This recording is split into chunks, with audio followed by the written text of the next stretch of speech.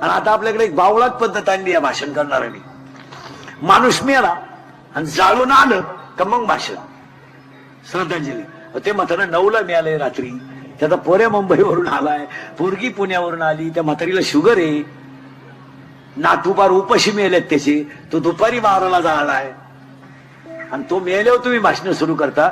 भाषण करणारी मंडळी श्रद्धांजलीचं भाषण आदल्या दिवशी करीचा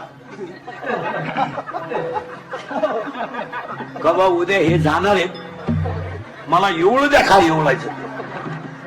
इथं माणसं उपाशी मेलं तर तुम्ही तडाखेबाज माईक लावून भाषण करता, त्याच्यापेक्षा तुम्ही 5-50 हजार रुपये त्या गरीबाला मदत द्या, तुम्हाला दुःख झालं ना. आणि दहाव्याच्या ज्या श्रद्धांजल्या आहेत, हे दहाव्याच्या श्रद्धांजल्या ह्या सुद्धा प्रवचनाच्या अगोदर व्हायला पाहिजे. प्रवचन इतकं विद्वान माणसं करतात आणि त्याच्यावर या भाषणांमुळे पाणी पडून जातं, त्या प्रवचनाचं व्हॅल्युएशन कमी होतं. तुमच्या भाषणामुळे लोकांनी त्या प्रवचनात जेवढं चांगलं ऐकलं त्याचा विरह होऊन जातो. प्रवचन ऐकून लोक घरी गेले पाहिजे, त्याचं थोडं चिंतन करतात लोक. तुम्ही प्रवचन संपलं का भाषणाचा तडाखा उठिला आणि भाषण करणाऱ्यांना असं वाटतं का आम्हाला लोक भाषण ऐकतात, चुकीचं आहे. इतके घोडे लावितात तुम्हाला लोक खालून. आता फक्त तुमच्यातलं म्हणून मी सांगतो, तुम्हाला सांगितलं नाही पण मला ऐकत नाही म्हणून सांगतो, कचाकच लोक घोडे लावितात खालून. बरं लावतील नाही तर काय होतील, आपले सगळे लफडे त्यांना माहित. आपण आपला बाप हाणायचा, लोकांच्या बापाच्या दाव्याला भाषण करायचं. काही लोकांना माहित नाही का आपला बाप हाणलेला आपण. ते एक भाषण टाळलं पाहिजे. लग्नातलं एक भाषण टाळलं पाहिजे. लग्नातल्या भाषणाचा तर चव जाऊन चोथ आहे. एक तर लोक पहिले जेवेल राहतात, म्हणजे लोकांना लग्नाला थांबायचं नाही. आणि तुमचे भाषण कोण ऐकत? हे ती नवरा नवरी तिकडं येड्या तडाख्यात गुतेले आणि कोण भाषण ऐकत तुमचं? लग्नातलं भाषण टाळावंच. लई वाईट बोलाते लोक, लईच. आता काय सांगायचं, दहावीत इतके वाईट बोलाते, वाळू तापेल राहते खालून. बरं नावं राहतात 5-50. बरं कोण मिळालं याचा तपास नाही. आणि ती माईकवर जी बोलणारी असतात ना, ती गरीबाचं नाव कधी घेते नाही. त्यांना काय आजार आहे का काय? ती मोठ्याच माणसाचं बोकांडी घ्या ना. पुढे एवढे जण बसले. बाबुरावाचा माणूस होता, बाबुराव नावाचा, त्याची बायको मेली होती आणि ते चप्पी करून पुढे बसलं होतं. एक मोठा माणूस आला, भाषण करणाऱ्यानं पाहिलं, पहिलं त्याची लाल केली, ही दिली सोडून. आता त्याला वाटलं मला किंमत आहे, नाव माझं इतक्या लांब असताना घेतलं. आणि तो आल्यावर ते लगेच म्हणले आता हे 2 मिनिटं बोलतील. आता ते मूड मध्येच आले, त्यांनी तपास करायचं कोण गेलंय. ते आले तसे माईकवर आले. बाबुराव जाऊन 10 दिवस झाले. बाबुराव पुढे बसले आणि बाबुरावाच्या जाण्यानं जी परिसराची हानी झाली आणि बाबुरावाचे नामचे फार चांगले संबंध. बाबुराव त्याच्याकडे पाहतो. बाबुराव म्हणला आता माझ्या बायकोचा दाव आहे म्हणून सोडलं तुला, नाही तर तुला उचलून आपडला असतं. मला बायको करायची, मी व्हॉट्सअपला टाकलं, तू म्हणतो बाबुराव.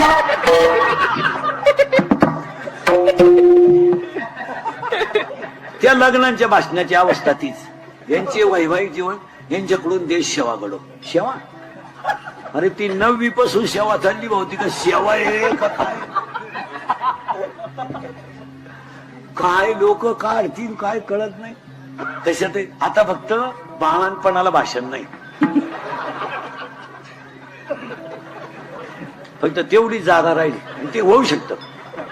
डॉक्टर जर म्हणले ना 15-20 मिनिटात येणार आहेत ते, हे लगेच माईक जोडतील. येणार एक उमदा व्यक्तिमत्व असेल, येऊ द्या.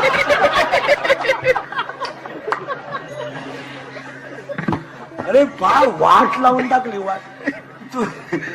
मी 10 वर्षापूर्वी तुम्हाला बोंबलत होतो, इथं होतो मी, तुम्ही काय काळजी करायची. मजूर गाडी होईल आला. मी 10 वर्षापूर्वी बोंबलत होतो मजूर बागायतदाराला याजाने पैसे देईन, दिले. आणि मी 10 वर्षापूर्वी बोंबलत होतो मजूर बागायतदाराची खरेदी घेतली. आणि मी 10 वर्षापूर्वी बोंबलत होतो मजुराच्या गाड्या लावायला बांधाच्या कोपऱ्यावर जागा ठेवावं लागेल. वेळ आली, अख्खी दुनिया मला येडं म्हणत होती. मी येडा आहे पण इतका.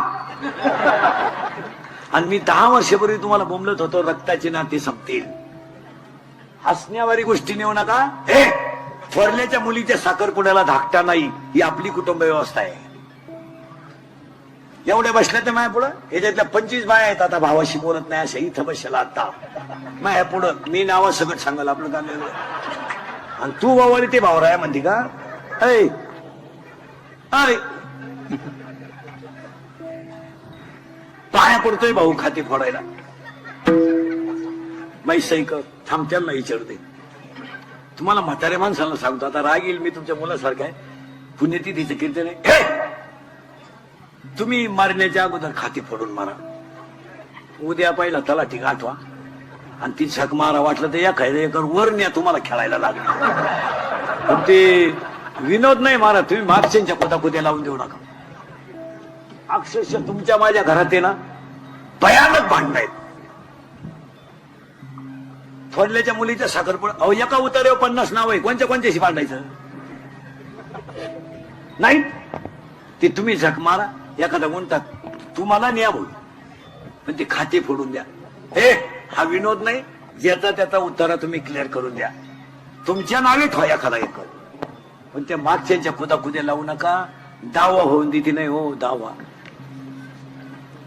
लय मारामारी आपल्या लोकांमध्ये बाचा राहिला नाही काही नाही म्हातारा मिळाला आणि जळायला लागला का 3 पोरं पिठून घरी येतात आणि 3 कोपऱ्यात 3 बसतात अरे मौतीच्या दिवशी तरी एकत्र बसा 3 कोपऱ्यात 3 थोरलं म्हणतो व्हायचं ते झालं गेलं ना म्हातारा आता हे खाते फोडायचं कसं व्हायचं अरे जाळू दे म्हातारा हो मात्र अजून लाकडं लागायच्यात का काय करायचं आता मायाभोवती वाढला तमाशा मधला म्हणला मिटलं जात धाकट्याची बायको आली थोरल्याला म्हणा मी 10,000 रुपये देणार नाही सावडून आले थोरला म्हणला माझ्याकडे म्हातारं मारायच्या टायमाला होतं मी लायन सगट आणलंय आपल्याकडून 10,000 रुपये मिळणार नाही ते म्हणले पाहुण्या रावळ्यात चव घाल नका पिठल्या भाताचा दावा करून टाका दावा झाला ना शेपटी करतात 3 जण आणि नाही पुढं बसेल आपल्या बामणा पुढं बामणाचा तणाचा झाला मंत्राचा यांच्या डोक्यात काही पिंडबिंड नाही तो झेंडा नाही ना कुठंही नाही मडकही नाही यांच्या डोक्यात एकच वरचं तुकडं जर त्याला दिलं तर येर खालच्या जाती